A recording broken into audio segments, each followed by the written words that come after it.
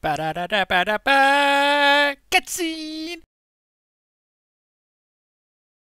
The recording. Hey Scott, how's it going?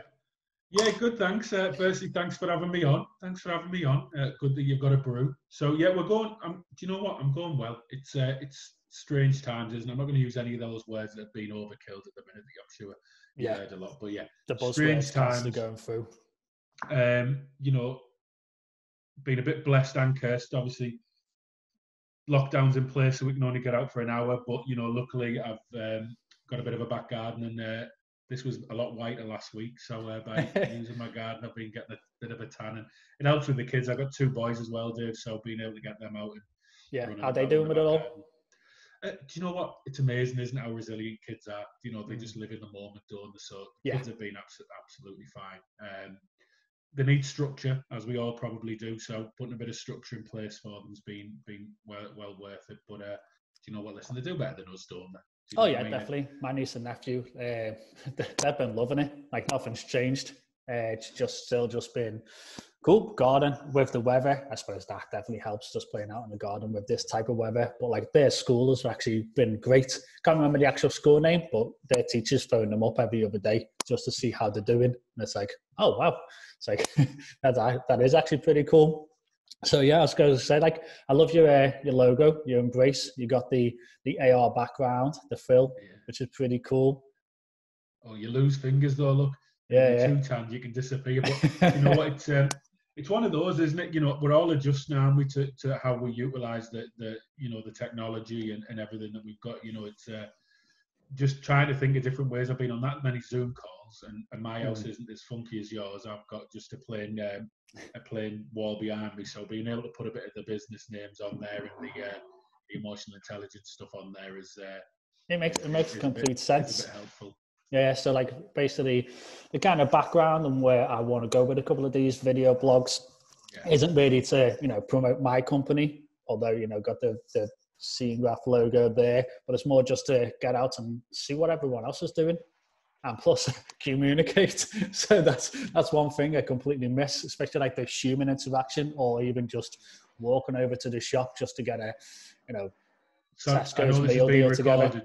I know this has been recorded, and sorry for the banging in the background, but life goes on in the McLellan household. So no, by all means, yeah. So in the last one, it was with Kevin from Mechabit, and like he had his child in the chat and everything. Yeah, it was great, man. So yeah, mine are just locked up. Mine are locked up in the cupboard under the stairs. I'll let them out in half an hour.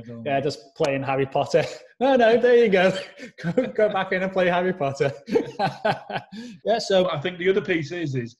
I think this is a good thing as well, because obviously when I talk around the, what my business is now, I can help other people, just bringing it to life so people can see what I'm talking about on the screen next to me is a bit easier rather than messing around with screen sharing and all that as well. Oh yeah, definitely. Just keep it simple, keep people's attention. That'll be fine. So yeah, I was going to say, like, obviously we've been in the Santander incubator, working on a hot desk and opposite each other for how many months now? Maybe 2 months before the lockdown. Well, before we got, if not a bit longer, yeah. Longer, but during that time, obviously, we've just had general conversations.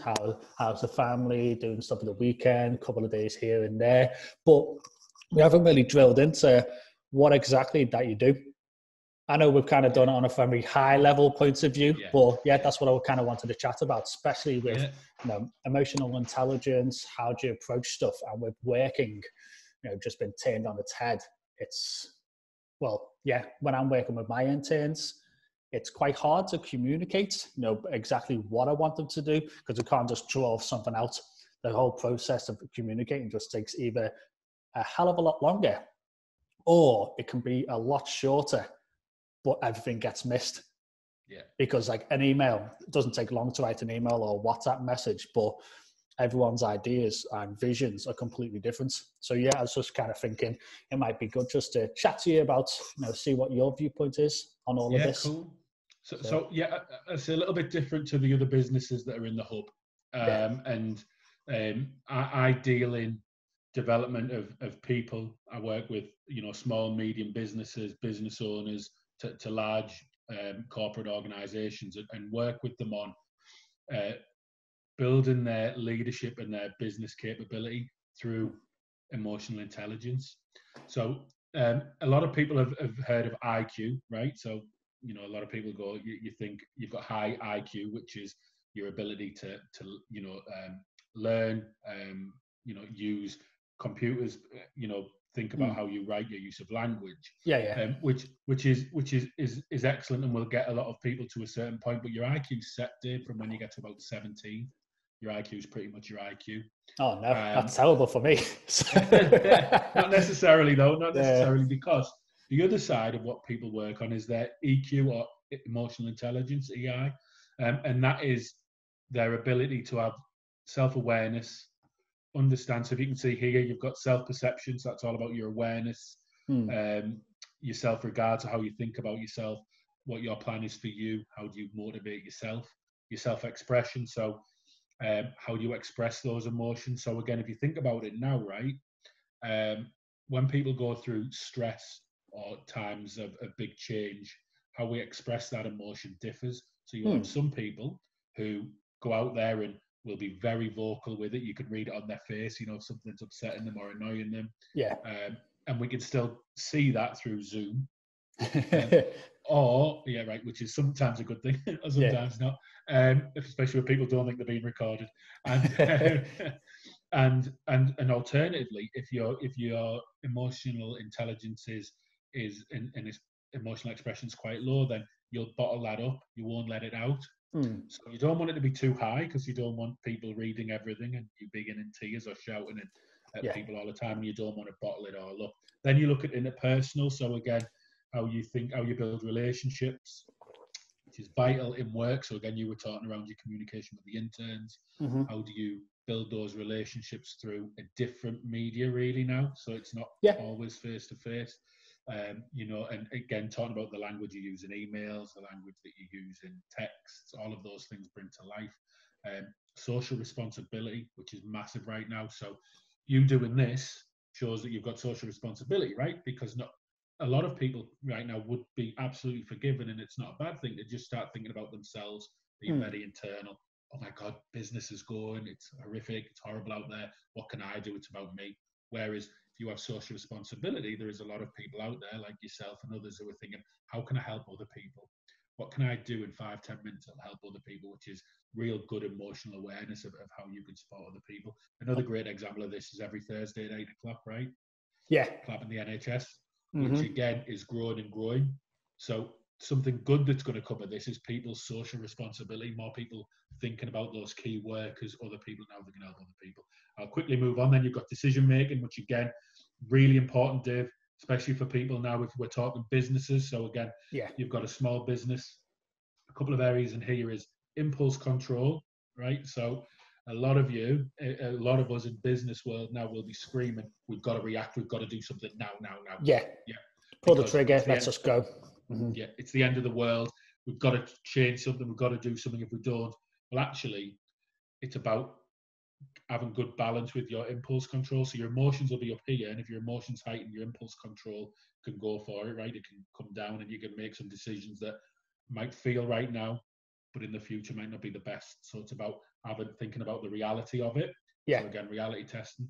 So again, how many times have you met people in business or yourself have looked at a situation and then went, it's the end of the world, I can't come back from this now, you know, my business is rubbish, I can't do it, we're never going to recover. Actually, that's not reality, right?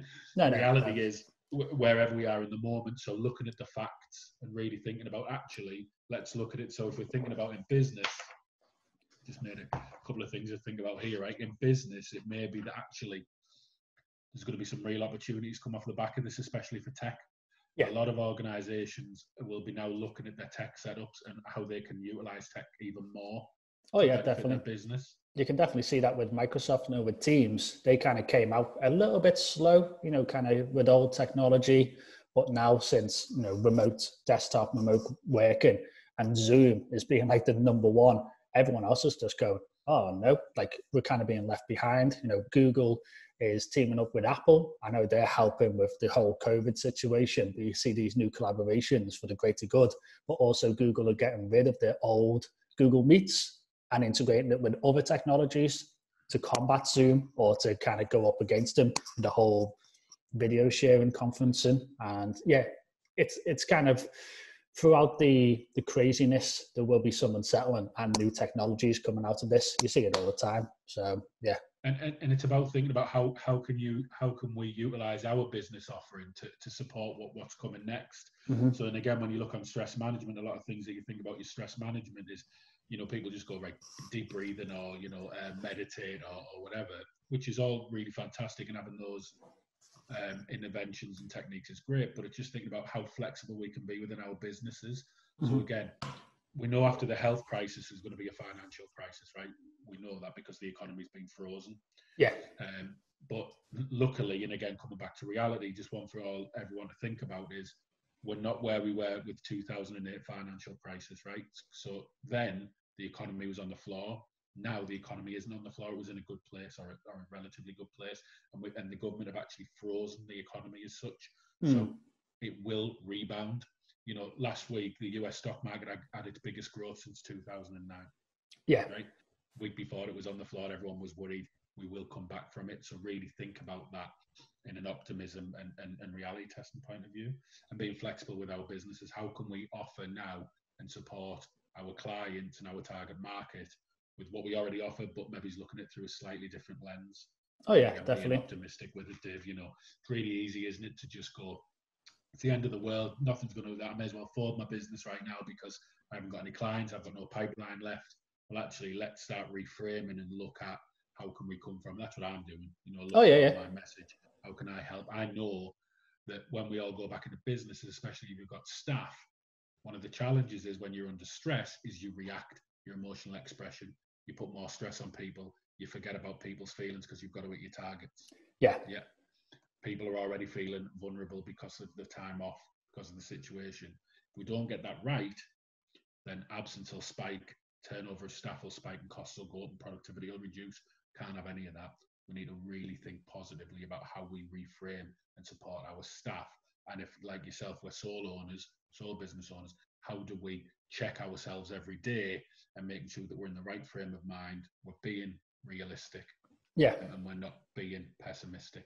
So hopefully there's a couple of pieces. I know that was a long answer to what do you do, but no, it's great to bring that to life, and hopefully people who are, you know, watching this and listening are thinking, oh, a couple of those areas resonate. And while you've got the time, because if you're furloughed, you can still do training, which is great.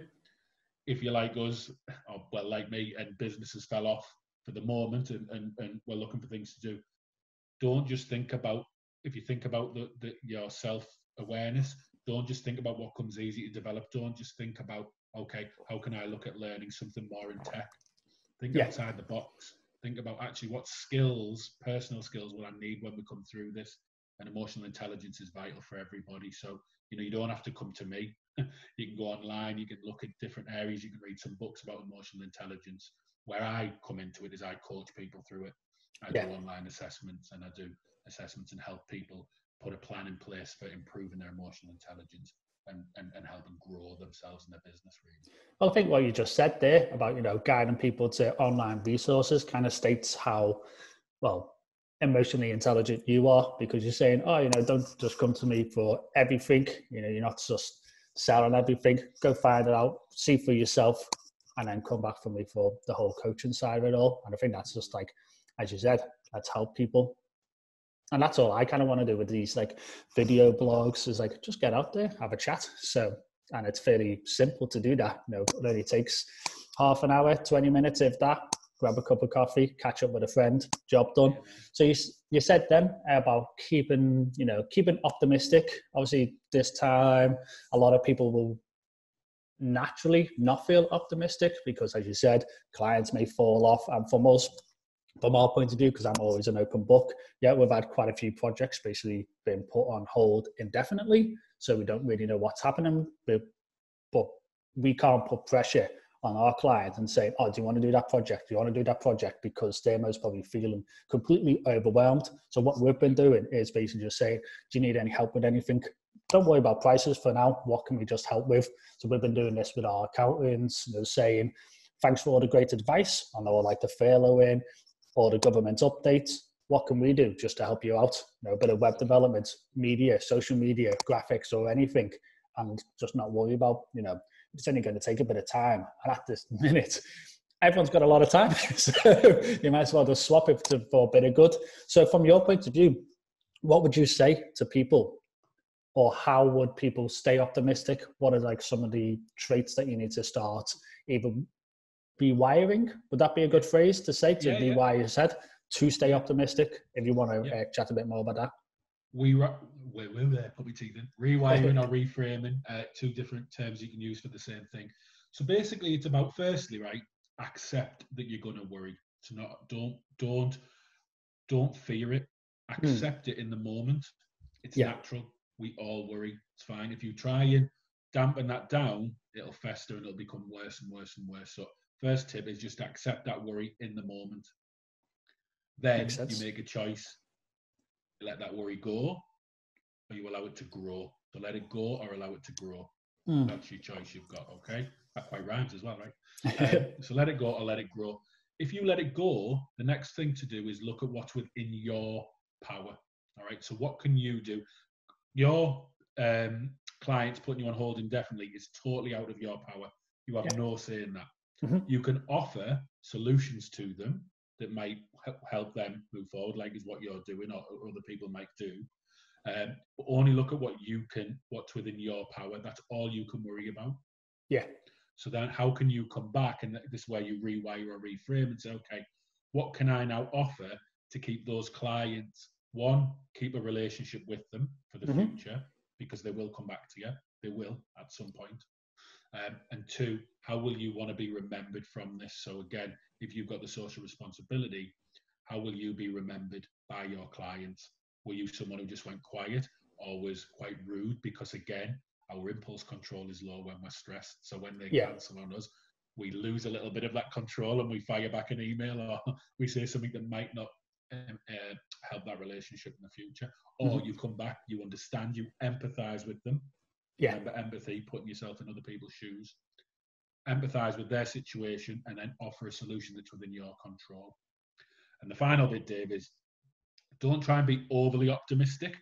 So again, we don't live in a Disney cartoon. Yeah. It's not all, it is a crappy situation. I have to curtail my swearing there, but it is a crappy situation, not the best. But how can we look at the positives? So it's about balance, right? You don't want to be overly optimistic or pessimistic.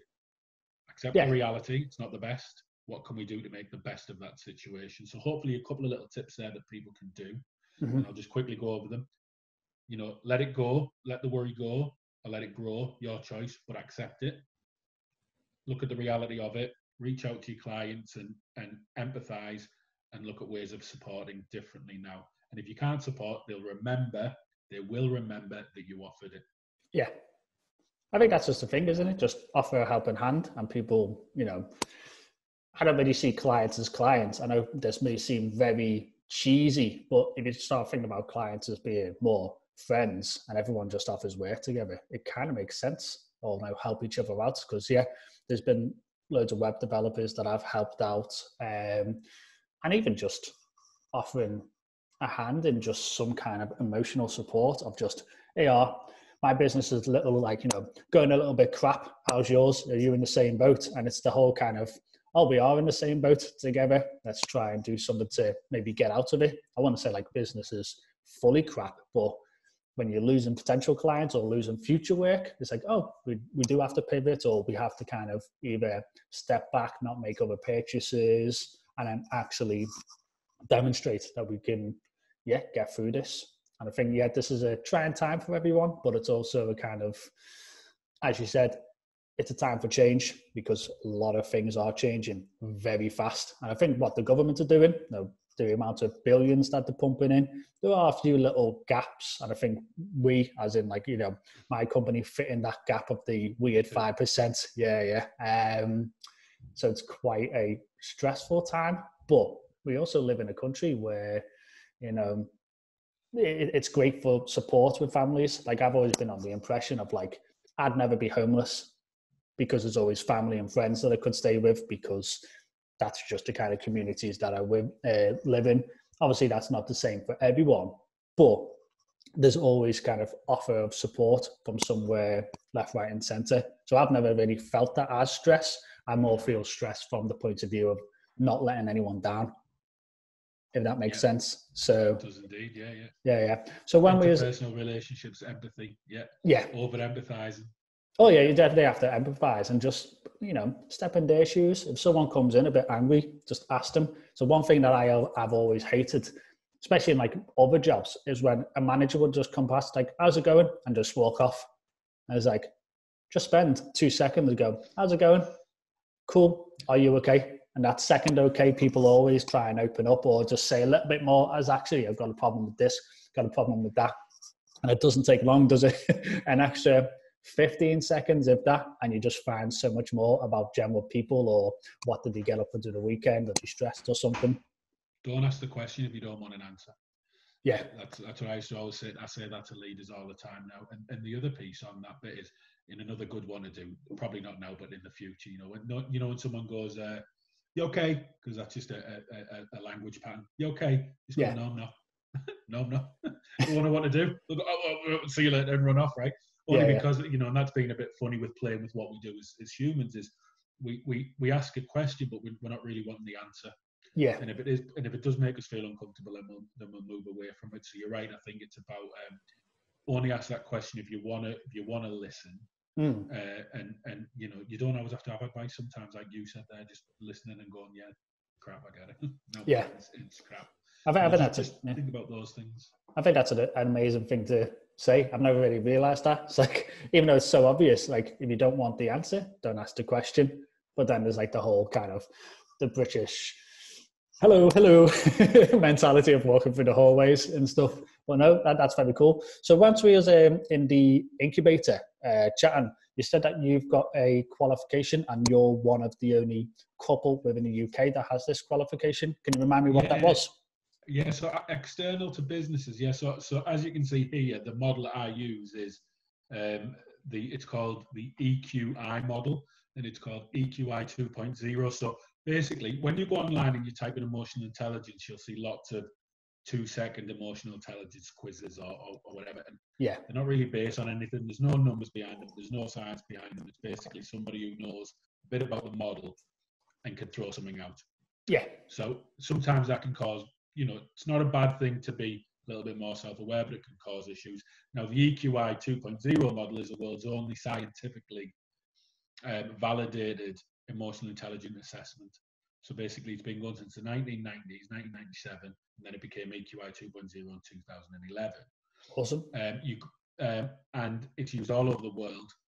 And because they retain the answers, they can then have the data set, which allows it to be validated. And then it can put you alongside other people and give you a scientifically validated score. And then off the back of that, we can then do some coaching to support the individual to get balance in their emotional intelligence, not make it as high, balance. And that's called EQI 2.0. Yes, so you can't just go out there and do it. You've got to invest in it. There's a few organizations offering it. Some organizations use it internally, but yes, right, I'm one of the very few in the northwest of England. Cool. To be able to offer the EQI 2.0. And Amazing. Go on, Google it, have a little look at it, understand it. But I'm a absolute advocate of this method and this model because it took my emotional intelligence knowledge to a different level. I studied it for 10 years, but I think it's fantastic. Well, just from what you were saying from your previous employments, like how many staff was you in charge of? Yeah, so my last team was around 170, 180 people, yeah. It's like, how do you even manage a team like that without emotional intelligence, or for like anyone who manages large teams? Yeah. Would you say if you went back with the knowledge that you had now, you'll be able to manage a huge team better, or is this EQ2 more for smaller teams or smaller directors, or what's the breadth that you can kind of tackle with this? Do you know, it's a fantastic question, actually. So before I found emotional intelligence, I was a decent leader. Certain things I didn't do very well. When I started doing it myself and learning about it about 10 years ago, totally changed my leadership outlook. And I went from managing teams of 5 to 180 within 4 years. So that was my growth of there. Now, you're right with the EQI 2.0 model. If I went back, there is definitely areas now that I would be able to utilize within my leadership of a large scale team.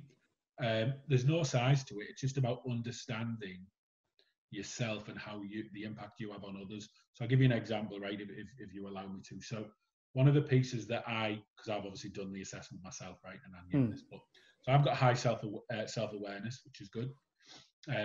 But my emotional expression is also high, which when you lead teams can be a bit of a nightmare. So I would go into meetings, or I would be in meetings with my leadership team, and if I didn't agree with them, or there was something that was really frustrating me, I didn't have to say it, right? Yeah. I could just read it on my face. Right? So that never did me any favors. Yeah. But now I understand it, I can make those changes to help balance that emotional expression with how I'm feeling at that moment in time. So it doesn't matter how many people you lead. It's about your one-to-one relationships with others and how you communicate with the wider team and have an empathy. So again, just a quick example, one of the pieces that made the biggest difference, and I would say this to any leaders, is, you know, when I used to go in, and again, I'm not hierarchical, so nobody worked for me, we all worked together.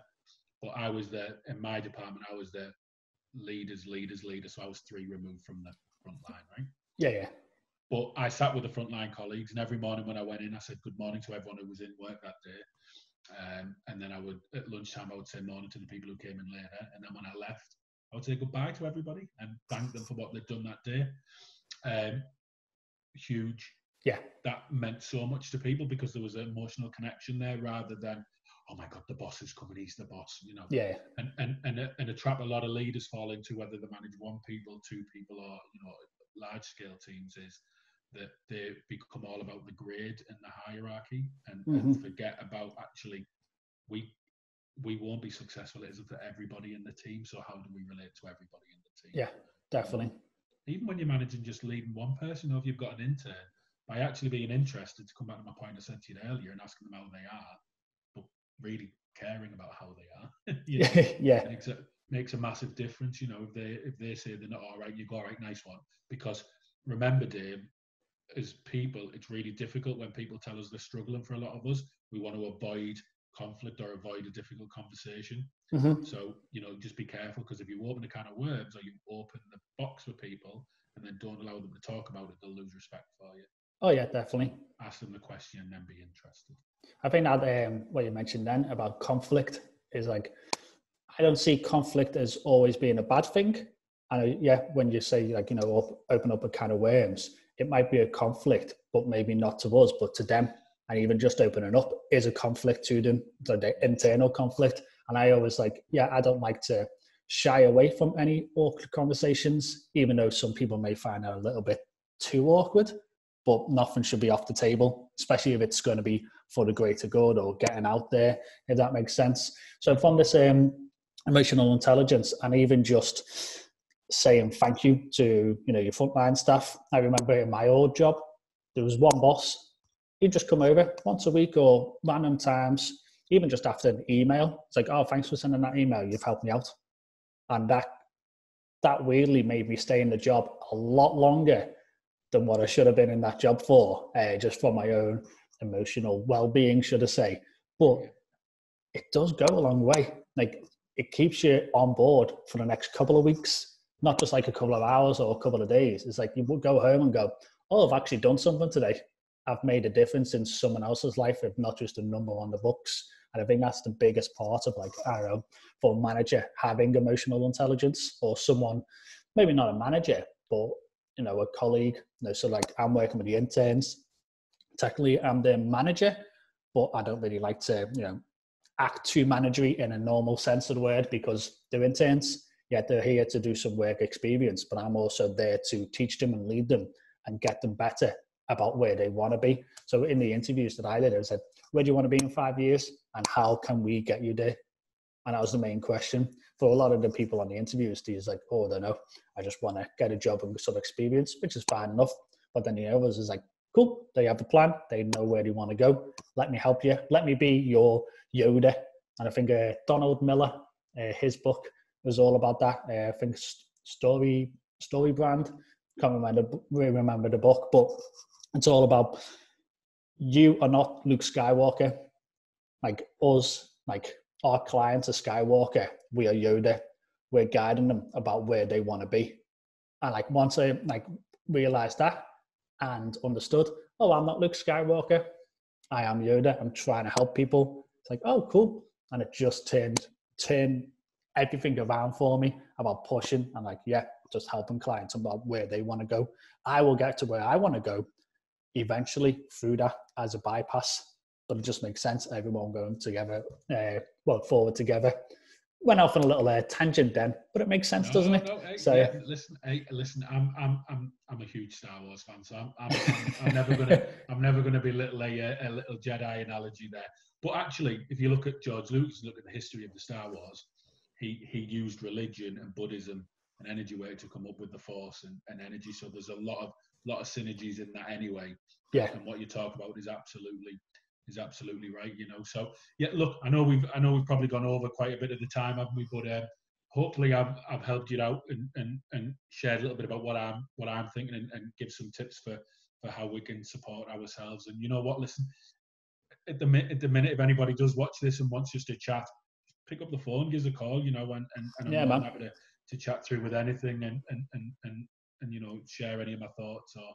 Yeah, I put all the contact details and the links, so on YouTube and whatever platforms I release this to, and vice versa. If anyone wants to chat to me or get involved, by all means, just give us a call. So yeah, kind of makes sense. Cool, man. Right, well, I'll stop the recording there. It has been absolutely amazing, and it's very thought-provoking, I think it is going to be the future of management because everyone needs to be, you know, more socially aware. And yeah, it's been absolutely great.